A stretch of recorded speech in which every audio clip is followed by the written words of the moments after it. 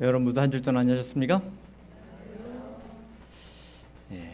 오늘 비도 오고 코로나도 성황하고 여러모로 복잡한 그런 날이라 마음도 무겁습니다. 어쨌든 그래서 어저께 제가 저렇게 저 제목으로 설교를 준비하다가 저녁 때 말씀을 다른 말씀을 좀 나누면 좋겠다라고 하는 생각이 들어서 거의 잠을 잘 못 이루면서 다른 말씀을 준비했습니다. 이건 아니고요. 우리 함께 하박국 제1장에 있는 말씀 보도록 하겠습니다. 하박국 1장 하박국 1장 2절로 4절에 있는 말씀을 봉독하도록 하겠습니다. 하박국 1장 2절로 4절 성경을 펴시고 구약성경 하박국 1장에 있는 말씀 보도록 하겠습니다. 2절 여호와여 내가 부르짖어도 주께서 듣지 아니하시니 어느 때까지리까 내가 강포로 말미암아 외쳐도 주께서 구원하지 아니하시나이다. 어찌하여 내게 죄악을 보게 하시며 패역을 눈으로 보게 하시나이까. 겁탈과 강포가 내 앞에 있고 변론과 분쟁이 일어났나이다. 이러므로 율법이 해이하고 정의가 전혀 시행되지 못하오니 이는 악인이 의인을 에워쌌으므로 정의가 굽게 행하여 짐이니이다. 2장 3절입니다. 이 묵시는 정한 때가 있나니 그 종말이 속히 이르겠고 결코 거짓되지 아니하리라. 비록 더딜지라도 기다리라. 지체되지 않고 반드시 응하리라. 보라 그의 마음은 교만하며 그 속에서 정직하지 못하나 의인은 그 믿음으로 말미암아 살리라. 아멘. 오늘 저는 제목을 성경 말씀에 있는 하박국의 외침과 같이 어느 때까지리까 라고 하는 제목으로 하나님의 말씀 전해드리도록 하겠습니다. 어느 때까지리까. 오늘이 8월 15일입니다. 무슨 날이죠? 75주년 광복절입니다. 기억하십시오. 근데 우리의 내리 가운데 광복절에 대한 생각보다 코로나에 대한 생각이 더 꽉 차 있는 이유는 무엇일까요? 그래서 어떤 이들은 이렇게 글귀를 써놨습니다. 빼앗긴 일상 시민과 함께 되찾겠습니다. 작은 글씨 보이시나요? 코로나 강점기 하나 될 때 이겨낼 수 있습니다. 도대체 우리가 광복의 그 기쁨이라고 하는 것보다는 오히려 코로나 강점기라고 할 만큼 이 코로나로 인하여 이 정말 우리가 이런 속박과 고통을 또 한 번 당하는 것 같은 그러한 경험을 우리가 하고 있는 그런 시대가 아닌가 생각해 보게 됩니다. 아무것도 자유롭게 할 수 없는 시대. 누가 알았습니까? 일제강점기에만 이렇게 불편하고 어려운 줄 알았지. 코로나 강점기가 와서 이렇게 힘들고 어려운 시절이 있을 줄 누가 알았겠습니까? 그냥 행정당국에서 행정명령 내리면 그것으로 인해서 우리가 정말 편하게 예배드릴 수 없는 이런 상황들, 편하게 활동할 수 없는 이런 상황들이 행정당국이 그렇게 결정하면 정말 이래저래 불편한 것이 한두 가지가 아닌 것입니다. 어저께 또다시 종교단체에 대해서 집합 제한 명령이 내렸습니다. 정규 예배 외에는 소규모 모임들을 다 제한하는 명령들입니다. 그동안 주춤하던 코로나가 이제 확진자가 100명, 아마 어저께 통계는 150여 명이 나왔다는 얘기가 있습니다. 물론 숫자가 늘어나니까 행정당국은 아마 가히 긴장 상태에 있을 것이 당연합니다. 제2 코로나 확진 상황이 확산하는 상황이 발생하지는 않을까라고 늘 염려할 것입니다. 매우 어려운 상황에 발행하는 이러한 행정명령일 것이라 생각이 듭니다만, 정말 우리가 함께 코로나가 더 확산되지 않도록 만전을 기해야 하는 것만은 사실인 것입니다. 우리 삶의 주변에 역사와 환경들 속에서 우리가 얼마나 이해하기 어려운 일들이 많이 발생하는지 모릅니다. 주변에서 발생하는 사건, 사고 소식들을 들을 때마다도 역시 우리는 도대체 우리가 살아가는 시대가 어떤 시대인지 다시 한번 돌아볼 수밖에 없는 그러한 상황을 맞이하게 되는 것이죠. 지난 2015년에 독일 항공기가 조종사가 자살 추락을 하면서 그 항공기에 타고 있었던 150여 명이 함께 다 죽었습니다. 왜 그런 결정을 하는지 도대체 우리의 마음에는 이해가 안 되는 것이죠. 그 속에는 16명의 수학여행 학생들이 타고 있었고, 신혼부부도 있었고, 3대가 함께한 가족들도 있었습니다. 왜 사람들은 그런 일을 하는 것일까? 2018년에는 말레이시아에서 베이비시터가 5개월 된 아이를 데리고 가가지고서는 냉동고에 넣어놨습니다. 경찰이 찾아가 보니까 꽁꽁 얼어서 아이가 완전히 동사해 있었습니다. 도대체 왜 사람들이 그런 일을 하는지, 도대체 우리가 살아가는 이런 시대는 어떤 시대인지 우리는 정말 경악을 금치 못하는 것입니다. 어디 먼 나라 소식만 그런 얘기들이 있습니까? 엊그제도 늙은 아버지를 숨지게 한 50대 딸 이야기, 늙은 어머니를 숨지게 한 폐륜 아들 이야기. 도대체 이해가 되지 않는 일들이 우리 주변에서 얼마나 많이 발생하고 있습니까? 아버지와 쌍둥이 딸이 함께 부정한 방법으로 전교 1등이 되었습니다. 그러고 마음이 좋았을까? 정말 세상이 어떻게 이렇게 돌아가고 있는지, 왜 그렇게 살아야만 하는지, 무엇 때문에 그런 일들은 계속해서 우리 주변에서 발생해야 하는 것인지, 도대체 이해되지 않는 그러한 시대에 우리는 살아가고 있는 것입니다. 언제쯤 우리는 이런 것들을 이해할 수 있을까? 언제쯤 발생한 코로나로 인해서 이러한 위협에서 벗어나고 좀 편안한 시간을 보낼 수 있을까? 도대체 이 행정명령을 내리는 것이 정말 국민의 건강을 위해서 그런 것이기를 바랍니다만, 과연 도지사가 정치를 하고 있는 것은 아닌가? 추구하는 모토 그대로 공정한 세상을 이끌어가기를 바랄 뿐입니다. 도대체 언제까지, 도대체 어느 때까지 우리는 이런 삶을 살아야 합니까? 어느 때까지 우리는 이런 경험을 하고 살아야 합니까? 라고 하는 것이 하박국의 한탄이라고 하는 것입니다. 우리 주변에서 정말 자기의 목적을 이루기 위해서 수단과 방법을 가리지 않는 사람들이 얼마나 많이 있습니까? 어떤 검사와 어떤 기자가 연결되어서 어떤 사람을 이렇게 모함하려 했다, 글쎄 모르겠습니다. 어디까지가 사실인지, 저 사람들을 또 모함하고 있는 사람들이 있는 것은 아닌지, 도대체 우리가 살아가고 있는 이 사회가 정의로운 사회인지 공평한 사회인지, 도대체 어떻게 사는 것이 옳은 것인지 늘 고민을 하지 않을 수 없는 것입니다. 그래서 물을 수밖에 없는 것이죠. 어느 때까지일까? 어느 때까지입니까?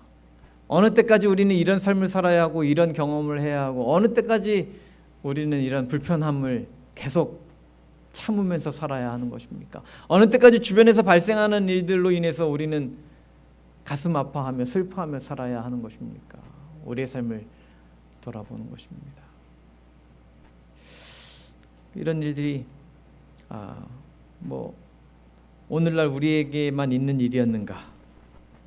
어쩌면 이런 한탄스러운 이야기들은 성경의 시대와 장소를 넘어서 곳곳에서 끊임없이 사람들이 간직해온 그런 질문들이 아닌가 하는 생각을 해보게 됩니다. 시편 기자는 시편 35편 17절에 주여 어느 때까지 관망하시려 하나이까 내 영혼을 저 멸망자에게서 구원하시며 내 유일한 것을 사자들에게서 건지소서.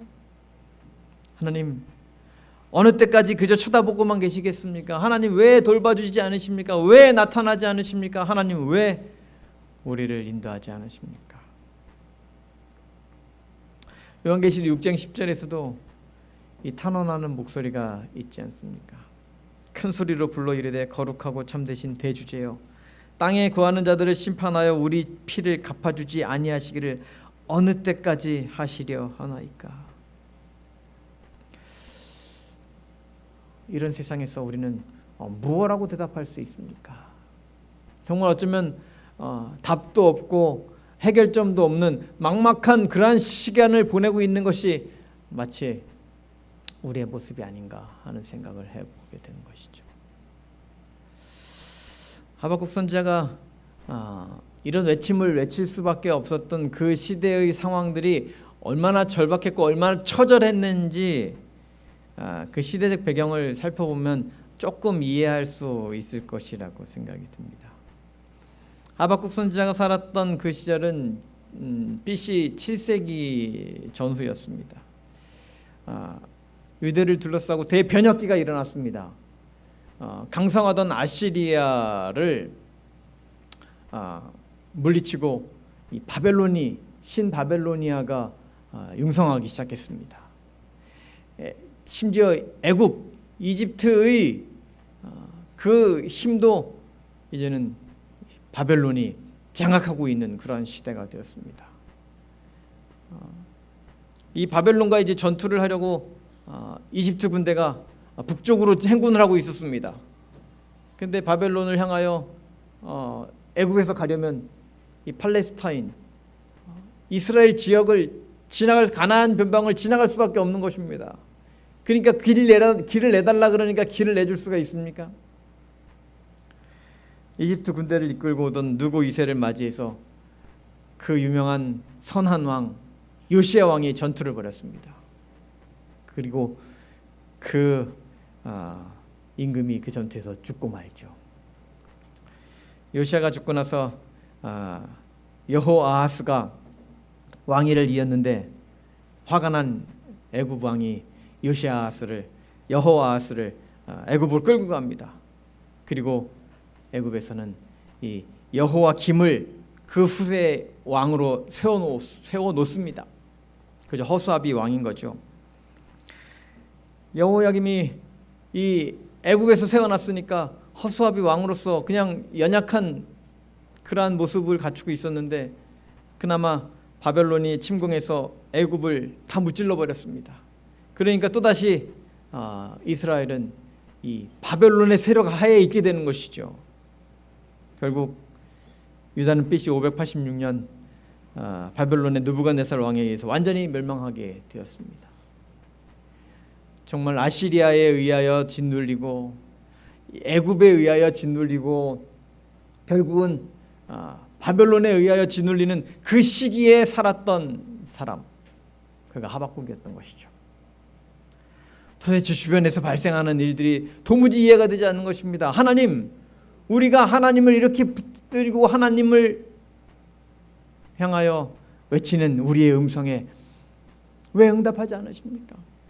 하나님, 우리는 어느 때까지 이렇게 고통 속에 살아야 합니까? 하나님, 우리를 왜 돌아보지 않으십니까? 라고 외치는 것이 바로 하박국 선지자의 깊은 시름에서 나오는 그러한 외침이라고 하는 것입니다. 그래서 이렇게 이야기하는 거죠. 여호와여, 내가 부르짖어도 주께서 듣지 아니하시니 어느 때까지리까? 내가 강포로 말미암아 외쳐도 주께서 구원하지 아니하시나이다. 어찌하여 내게 죄악을 보게 하시며 패역을 눈으로 보게 하시나이까? 겁탈과 강포가 내 앞에 있고 변론과 분쟁이 일어났나이다. 여기 쓰여지는 이 죄악에 대한 표현들이 다 워낙 옛날에 쓰던 표현들이다 보니까 별로 우리에게 이렇게 가까이 다가오지가 않죠. 그런데 이 단어들을 원어의 의미를 다시 현대에 우리가 많이 쓰는 표현들로 바꿔보면 이렇습니다. 폐역이란 부정부패이고, 겁탈이란 파괴와 멸망이고, 강포란 폭행과 강간이고, 변론이란 투쟁과 다툼이며, 분쟁이란 충돌과 대립입니다.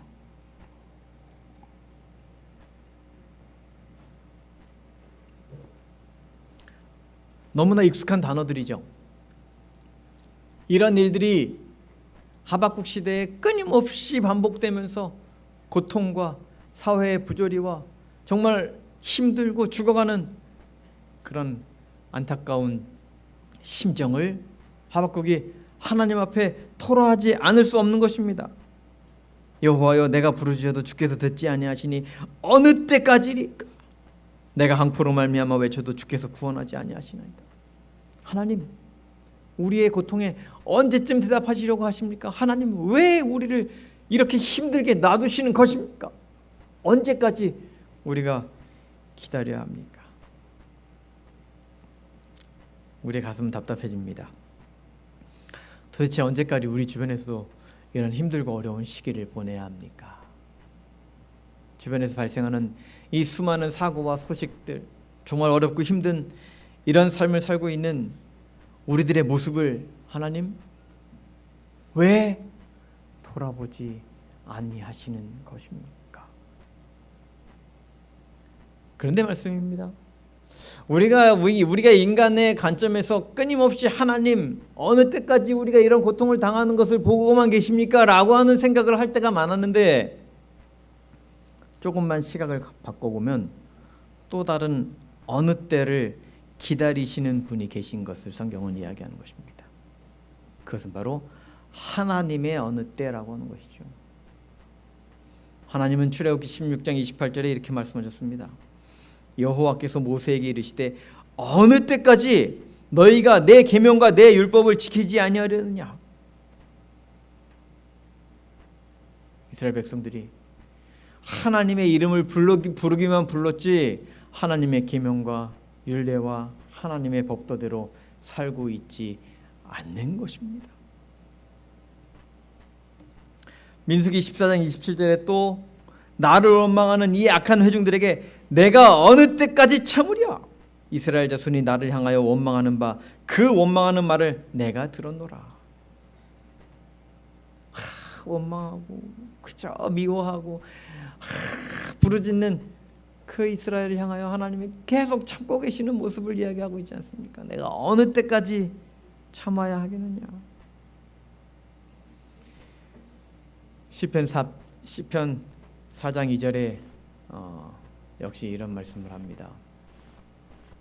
인생들아, 어느 때까지 나의 영광을 바꾸어 욕되게 하며 헛된 일을 좋아하고 거짓을 구하려는가?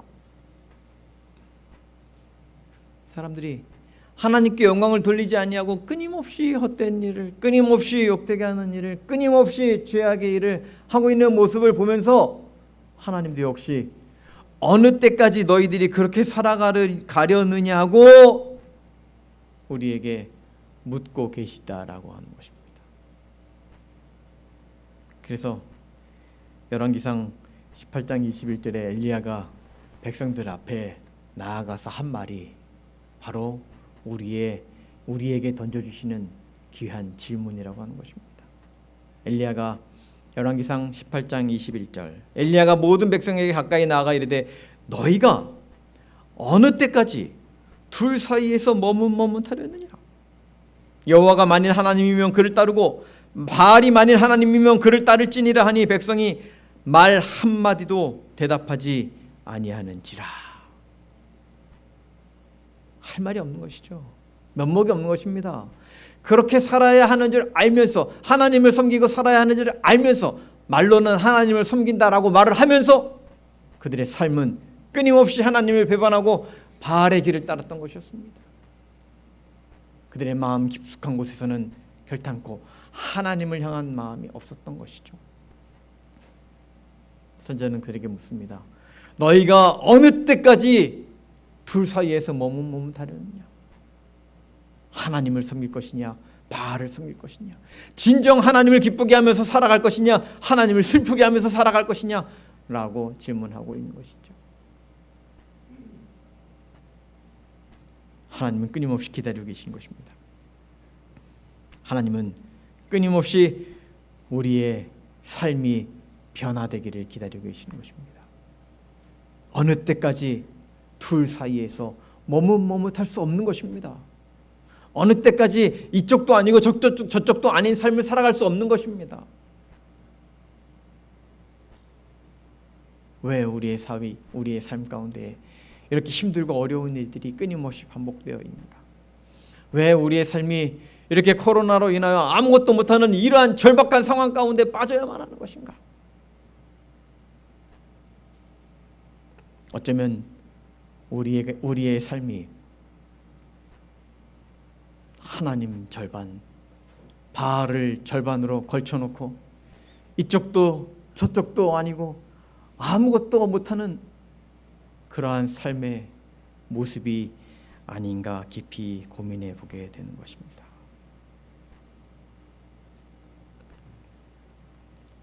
하지만 하나님께서는 우리에게 그렇게 그저 버려두기를 원하지 아니하시고 우리에게 약속을 주신다는 것입니다.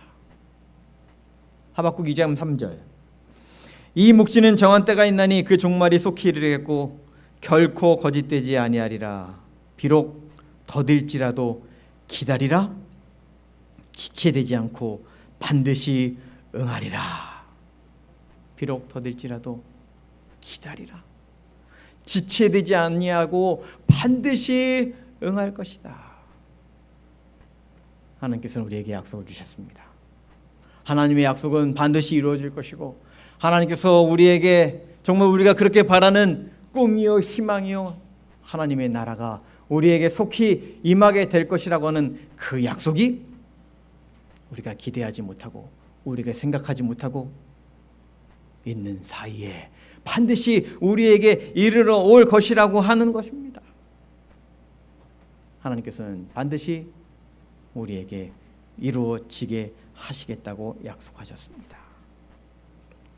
영국의 역사가 아놀드 토인비가 이렇게 이야기했죠.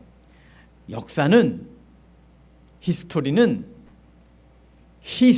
그의 스토리 이야기다. 바로 역사란 하나님이 지배하신다라고 하는 것입니다. 역사는 하나님의 이야기인 것입니다. 그렇습니다.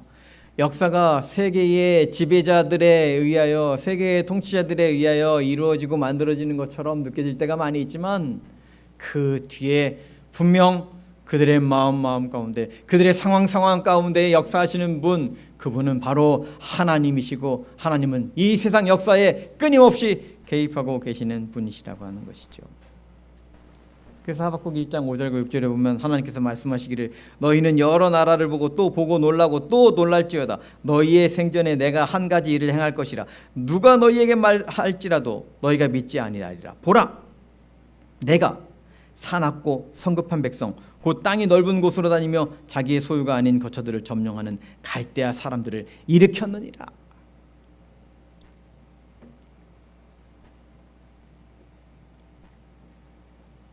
이 땅 위에 있는 모든 나라들의 흘러가는 모습들이 바로 하나님의 손 안에 있다고 말씀하시는 것입니다. 하나님께서는 흥하게도 하시고 또 망하게도 하시고 인간의 흥망성쇠를 그분께서 좌우하신다라고 하는 것을 이야기해 주고 있는 것입니다. 그래서 우리에게 필요한 것이 있는 것이죠. 하박국 2장 4절에 이야기하는 것처럼 보라, 그의 마음은 교만하여 그 속에서 정직하지 못하나 의인은 그의 믿음으로 말미암아 살리라. 의인은 믿음으로 말미암아 사는 것입니다. 세상에서 벌어지는 모든 일들이 우리가 도무지 이해할 수 없는 그러한 일들이 얼마나 많이 있습니까? 강포가 심하고 마지막이 가까움을 느낄 때마다 우리에게 더욱 필요한 것이 있습니다. 그것이 바로 믿음으로 굳건히 서는 일이라고 하는 사실입니다. 이 세상에 마지막 때가 되어가는 그 징조가 하나하나 이루어져 가고 전염병이 성행해가는 이 시대에 예수님의 재림이 가까움을 느끼는 우리들이 더욱 굳게 붙잡아야 하는데, 그것이 바로 의인은 믿음으로 살리라고 하는 말씀이라고 하는 사실입니다. 우리는 오직 믿음으로 전진해 가야 하는 것이죠. 그래서 히브리서 10장 37절 38절에서 똑같은 말씀을 하시죠. 잠시 잠깐 후면 오시리가 오시리니 지체하지 아니하시리라. 주님의 재림이 있을 것인데, 그 일이 곧 있을 것인데, 그러니 나의 의인은 믿음으로 말미암아 살리라. 또한 뒤로 물러가면 내 마음이 그를 기뻐하지 아니하리라 하셨느니라. 주님의 재림이 가까운 이때에 의인들이 살아갈 수 있는 오직 유일한 방법, 그것은 믿음을 굳건히 붙잡고 살아가는 일이라고 말씀하고 있는 것입니다. 의인은 모든 순간에 믿음을 가진 사람입니다. 의인은 모든 순간을 믿음으로 바라보는 사람인 것입니다. 의인은 모든 것을 믿음으로 따르는 사람들입니다. 세상의 모든 것을 보이는 대로 보는 것이 아니라 세상의 모든 것을 믿음의 눈으로 바라보는 것입니다. 세상의 모든 고통을 믿음의 눈으로 이겨내는 것입니다. 세상에서 발생하는 모든 어려운 것들을 믿음의 눈으로 하나님께서 이겨주실 것이고 하나님께서 끝내 우리를 승리로 이끌어 주실 것이라고 하는 확신을 갖고 살아갈 수 있는 것, 그것이 바로 믿음 있는 하나님의 백성들이라고 하는 사실입니다. 그들을 성경은 하나님의 백성이라, 나의 의인이라, 하나님의 구원받은 이들이라고 말씀하고 있습니다. 저와 여러분의 삶이 참으로 오직 믿음의 눈을 가지고 바라보고, 오직 믿음의 눈을 가지고 하나님을 향하고, 오직 믿음의 눈을 가지고 이 세상에서의 이 어려운 코로나의 사태를 잘 이겨내시는 저와 여러분이 되기를 간절히 바랍니다. 선지자왕 387쪽에서는 이런 말씀을 우리에게 전해줍니다. 가장 어두운 시간과 가장 험악한 환경 아래서도 그리스도인 신자는 그 영혼을 모든 빛과 능력의 근원에 머물게 할 수 있다. 날마다 하나님께 대한 신앙을 통하여 그의 소망과 용기는 새롭게 될 수 있다. 의인은 그 믿음으로 말미암아 살리라. 하나님을 섬기는 일에 있어서 낙담하거나 흔들리거나 두려워할 필요가 없다. 하나님께서는 당신을 의지하는 사람들의 최고의 기대에 그 이상을 성취시키실 것이다. 하나님께서는 당신을 의지하는 사람들에게 최고로 기대하는 그 기대 이상을 성취시키실 분이라고 하는 사실입니다. 그렇습니다. 우리는 그렇기 때문에 이 세상에서 벌어지는 모든 일들로 인하여 낙담하거나 흔들리거나 두려워할 필요가 없습니다. 오히려 우리가 당하는 모든 고통 속에서 오히려 우리는 새로운 각오와 결단을 해야 하는 것이죠. 하나님을 더욱 굳건히 붙잡기 위한 결단인 것입니다. 찬미가 561장에 보면 어느 민족 누구에게나 결단할 때 있나니라고 하는 찬양이 있죠. 3절에 이런 말씀이 있습니다. 악이 비록 상하여도 진리 더욱 강하다. 진리 따라 살아갈 때 어두움도 당하리. 우리 가는 그 앞길에 어둠 장막 덮쳐도 하나님이 함께 계셔 항상 지켜주시리. 하나님 우리와 함께 하실 것입니다. 오늘 마치는 찬미는 561장 찬미 하면 지겠습니다. 하나님, 그 하나님께서 우리를 지켜주실 것입니다. 그 하나님께서 우리가 하나님을 믿기로 결심할 때에 하나님을 굳건히 붙잡고 믿음으로 오직 의인이 믿음으로 살아가기로 결심할 때에 우리에게 함께 하시기로 약속한 것처럼